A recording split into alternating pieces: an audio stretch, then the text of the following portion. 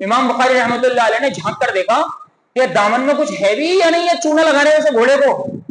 اسے دھوکہ دے رہے ہیں جانور کو۔ امام بخاری رحمۃ اللہ نے دیکھا کہ دامن میں ہے کچھ نہیں، گھوڑے کو چونا لگا رہے ہیں۔ امام بخاری رحمۃ اللہ علیہ نے وہیں سے اپنا اونٹ جو ہے اس کی نکیل واپس موڑ دی کہ جو آدمی جانور کے چونا لگا سکتا ہے وہ میرے بھی چونا لگا سکتا ہے، مجھے بھی دھوکہ دے سکتا ہے۔ پچھلے ہفتے یہ بات چل رہی تھی کہ محدثین نے اور علماء نے اس بات کے لیے بڑی محنتیں کی ہیں کہ اللہ کے رسول علیہ الصلوۃ والسلام کی حدیث اور آپ علیہ الصلوۃ والسلام کا قول، آپ علیہ الصلوۃ والسلام کی زبان مبارک سے نکلے ہوئے الفاظ اور کسی کے نکلے ہوئے الفاظ سے خلط ملط نہ ہو، یعنی نبی صلی اللہ علیہ وسلم کی بات اور دوسروں کی بات، اگرچہ دوسروں کی بات وہ صحیح ہو تب بھی خلط ملط نہ ہو، کیونکہ اگر یہ خلط ملط کا سلسلہ ہو جاتا اور اس پر محنتیں نہ ہوتی، اللہ کے نبی صلی اللہ علیہ وسلم کی احادیث کو اور لوگوں کی باتوں سے الگ نہ کیا جاتا تو نبوت پر اعتماد ختم ہو جاتا۔ اللہ کے نبی علیہ الصلوۃ والسلام کی حدیث کون سی ہے اور دوسرے کی بات کون سی ہے، اس میں خلط ملط ہو جاتا، لوگ اعتماد کرنا چھوڑ دیتے۔ اس لیے اللہ رب العزت نے اس زمانے کے اندر ایسے لوگوں کو پیدا کیا کہ وہ ذہن کے اعتبار سے بھی بڑے بلند، ان کے ذہن بہت شاندار۔ اس زمانے کے اندر ہم دیکھتے ہیں ٹیکنالوجی کا زمانہ ہے، کمپیوٹر کا دور ہے، کمپیوٹر وغیرہ بھی فیل ہیں ان کی ذہانت کے سامنے جیسے ان کی ذہانتیں تھیں، اور کتنی انہوں نے محنتیں کی ہیں۔ امام زہری رحمۃ اللہ علیہ کے بارے میں آتا ہے کہ اس وقت تک وہ سوتے نہیں تھے جب تک وہ ان تمام احادیث کے مجموعے کو دوہرا نہیں لیتے تھے جو ان کے ذہن کے اندر موجود تھا، جو انہوں نے یاد کر رکھا تھا، اس قدر محنت کرتے تھے۔ اسی پر میں سنا رہا تھا کہ امام بخاری رحمۃ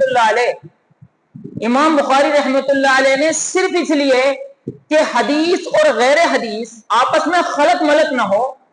لمبا سفر کر کے ایک مرتبہ کسی جگہ ایک محدث کے پاس حدیث لینے کے لیے پہنچے، محمد الرسول اللہ صلی اللہ علیہ وسلم کی حدیث لینے کے لیے پہنچے۔ سفر اس زمانے کا نہیں کہ یہاں تو بیٹھو اور 4-5 گھنٹے کے بعد سعودی عرب پہنچ گئے، یہ اس زمانے کے سفر کی بات ہے کہ اللہ کے نبی علیہ الصلوۃ والسلام کا جو ہجرت کا سفر ہے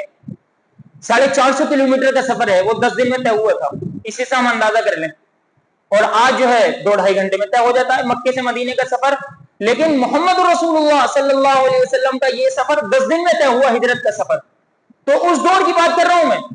اور کئی سو کلومیٹر سفر کر کے گئے حضرت امام بخاری رحمۃ اللہ علیہ۔ وہاں دیکھا کہ جس محدث سے حدیث لینے کے لیے گئے تھے وہ محدث اپنا دامن یوں کر کے پھیلا کر اپنے گھوڑے کو بلا رہے ہیں، یعنی گھوڑے کو یہ اشارہ دینا چاہ رہے ہیں کہ میرے دامن میں چارہ ہے، لے آ جا، میرے پاس آ جا۔ امام بخاری رحمۃ اللہ علیہ نے جھانک کر دیکھا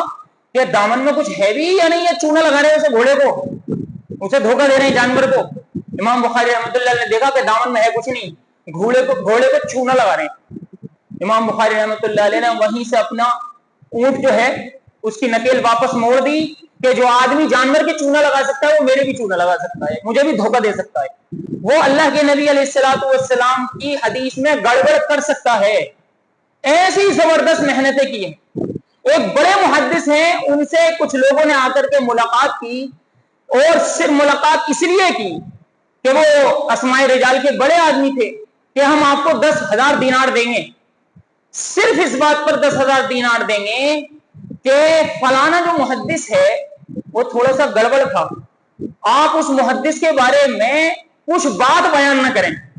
یعنی نہ ہی تو اسے اچھا کہیں نہ ہی اسے برا کہیں، وہ چھوڑ دیں اسے اس کے حال پر۔ تو انہوں نے 10,000 دینار کو لات مار دی کہ جو گڑبڑ ہے اسے گڑبڑ کہا جائے گا، جو صحیح ہے اسے صحیح کہا جائے گا۔ کیوں؟ کیونکہ اگر میں نے اس کی گڑبڑیات چھپا لی امت اس پر اعتماد کر بیٹھے گی اور غیر حدیث سے مل جائے گی۔ حتیٰ کہ اتنی احتیاط اور اتنی محنتیں کی ہیں کہ اگر کسی محدث کے بارے میں یہ پتا چل گیا کہ اس نے زندگی میں کبھی ایک مرتبہ جھوٹ بولا تو اس کی بیان کردہ حدیث جو ہے ضعیف حدیث کہلاتی ہے، یعنی کمزور حدیث کہلاتی ہے، اس پر وہ اعتماد نہیں کیا جا سکتا جو اعتماد صحیح حدیث پر ہوگا، ضعیف حدیث کہلاتی ہے۔ میں اتنے اہتمام سے یہ بات اس لیے کہہ رہا ہوں کہ اس زمانے کے اندر یہ رواج ہوتا چلا جا رہا ہے کہ کوئی بھی کسی بھی طرح کی بات اللہ کے نبی علیہ السلام کی طرف منسوخ کر دے اسے ہم ماننے کے لیے تیار بیٹھے ہیں.